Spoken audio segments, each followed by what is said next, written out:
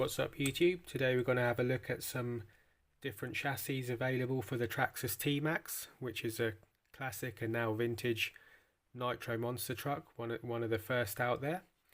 They labelled it as 1/10 scale, but dimensionally it was more conventionally a 1/8 scale with other manufacturers. So let's have a look into it. The original T Maxx was quite weedy, the chassis, probably why they refer to it as 1/10 scale, with most of the components being of that level of duty and thus quite liable to break plastics, etc. This chassis is from one of the latest versions of it, the 3.3, but to illustrate we can have a look at the front and rear bulkheads. Were only held on by these 4 screws at the front and back. They're M3 screws and they're very close together, so when the axle's here there is not really much support for that, and there was also no center bracing as you find in 8 scale buggies to actually counteract that axle twist over that. So that was a very common failure point on the plastics of that design. It's just a flat plate of sheet aluminium and it has upturned edges. But incidentally, this late chassis is a lot heavier duty than the original chassis, so if you want a little bit of strengthening, try and get yourself a 3.3 chassis, and that's mainly just by using a thicker material. So this is 4.25 millimeters and the original I think was around about 3. Unfortunately I don't have an original one here to give you a quick look, but you've probably got your own to look at. So that's the 3.3 chassis. It's the same length, it's a thicker material, and it is notably stiffer because I bet I cannot really get any deflection in that with my full hand force. And now let's look at this one. This is off a TMAXX clone, which was called something like the Smart Tech Magic Wheel. If you don't know, it's a Chinese clone of the T Maxx. It's dimensionally just a dimensional clone, so nearly every part fits on. The engine was different, etc., but the bulkhead, suspension pieces and gearbox all fit the same. And this, you can see, is much thinner, it's much lighter. We'll weigh them after. You can see the thinness difference. This is more akin to the standard T Maxx chassis, although what's of benefit on this clone chassis is these slotted engine mounts meant it was very easy to fit a whole variety of engines to this one, as opposed to standard T Maxx engine mounts. This is the 3.3, actually does have slotted ones, but I think the original one just had a fixed mounting points for the engine, although these wide slots meant that you can fit quite a lot of different engines. Let's get a thickness on it. Wow, down to 2.2 there. So much thinner. And that is still quite stiff, I would say, because of the upturned edges, but notably I can feel a deflection in that at that thickness.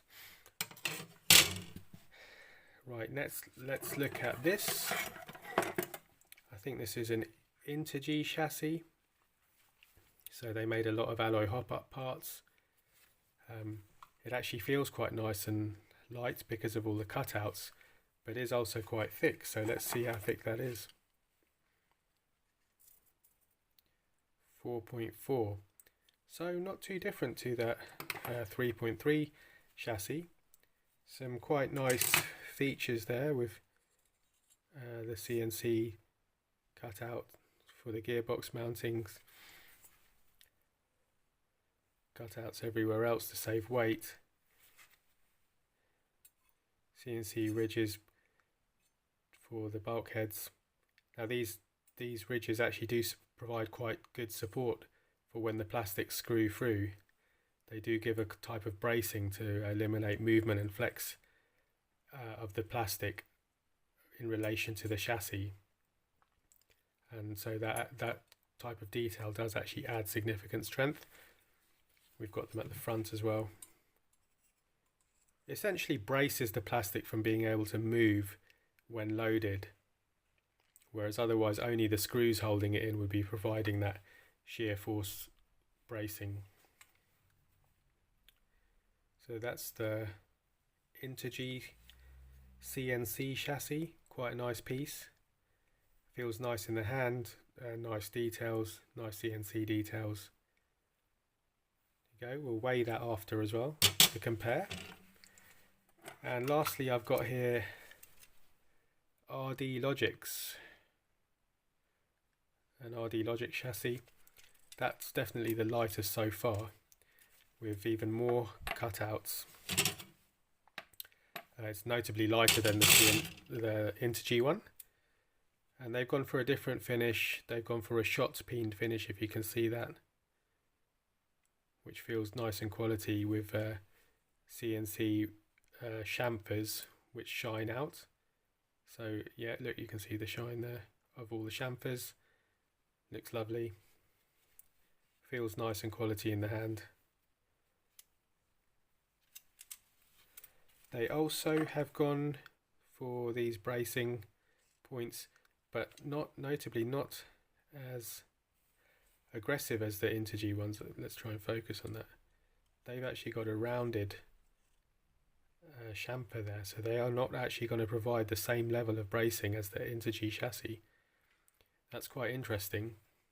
So essentially they've rounded off that part so it doesn't butt up against the plastic, providing the bracing force or bracing resistance to any forces on it. There you go. Let's get some weights on.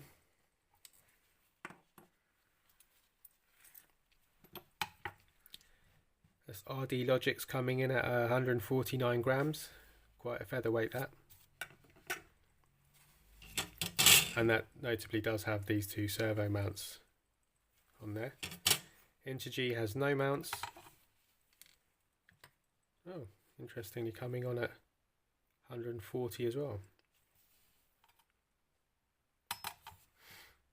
That's strange, that, because every time I pick that up, that feels heavier.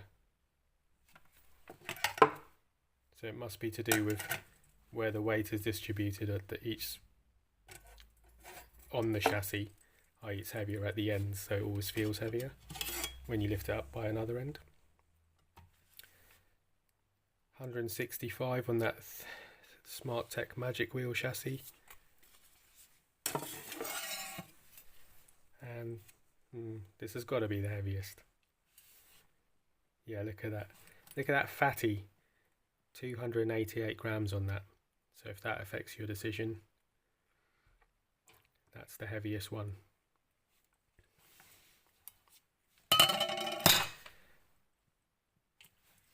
So what else would I say about these TMAXX chassis? I've had a few different ones in my time. Unfortunately, I've either sold them or can't find them at the moment. If I dig any out, I'll try and add them to the video. But you do get extended ones which are a bit longer, I think 20 or 30 mil longer, and they require a longer drive shaft, or the extendable drive shaft, I think. Yes, I've definitely seen an extended chassis for the TMAXX. I've even seen steel ones and other more space framey type ones, not dissimilar to this, but a thicker material, but with more cutouts to give more of a space frame effect. So there was plenty of chassis made for the TMAXX. They do look really good with these types of CNC cutout chassis and with the alloy built up, I must say. Performance wise, you can see there's a weight difference and a flex difference between them. I didn't really flex these for you earlier. Look, although that's a thicker material, that is quite easy to flex. Just as easy as this one, really. Then let's look at this one. and that actually feels stiffer, but still has a little bit of flex in it. Notably, this is the stiffest by feel. So yeah, you've got those reinforcements that save your bulkhead snapping, or give you that rigidity at this point, and a rigid chassis. So the truck can be tuned then just with the dampers and suspension to ride better. Whereas if you're on the thin basic chassis, it's weaker and flexier. You've got that extra nearly 100 grams in this chassis. It's not at a terrible point to have your weight. It is like as low down as you can kind of get with a TMAXX in the chassis, but the chassis being a raised chassis is still weight fairly high up. You'd rather have the lighter chassis and then put the heavier skid plates on or something, even add lead to them so that the weight's right at the bottom of this truck and the suspension, giving you that lower center of gravity. And this, I think, would still raise your center of gravity and propensity to roll the truck over. Let me know what you think. Have you had driven any of these chassis? How did you find they behaved? What did you think strength-wise? If you got any links to any other fancy TMAXX chassis, add them in the comments and we'll try and discuss them.